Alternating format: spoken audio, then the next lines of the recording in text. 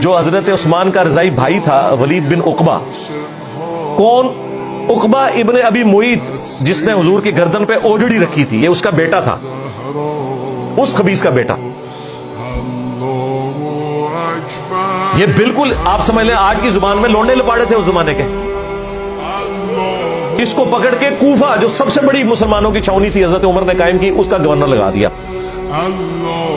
اور جو یہ تماشے اس نے وہاں لگائے ہوئے تھے. بخاری مسلم میں آتا ہے، مسلم میں تفصیل کے ساتھ ہے، فجر کی نماز پڑھائی، سلام پھیرنے کے بعد 2 پڑھائی، کہتا ہے کہ کم پڑھائیے تو میں اور پڑھا دیتا ہوں. انہوں نے کہا اس کو کیا ہوا ہے کہ یہ مذاق کر رہا ہے، پرینک کر رہا ہے. ایک بزرگ اٹھے، اس زمانے میں تو بڑی آپ کو پتا ہے دلیری تھی لوگوں نے، قریب گئے، جا کے اس کو سونگا تو شراب کی بو آ رہی تھی اس کے منہ سے. اس نے نشے کی حالت میں فجر کی نماز پڑھائی. انہوں نے کہا لو یہ تو ساری نمازاں نے مگر پہ ہے. پہلے بھی کافی شکایتیں حضرت عثمان کو لکھی کہ یہ جو آپ نے تحفہ ہم پہ مسلط کیا ہے نا، یہ کیا چیز آپ نے مسلط کر دی ہے. لیکن جب یہ بڑا واقعہ ہوا نا تو وہ سیکھ پاؤ گے لوگ.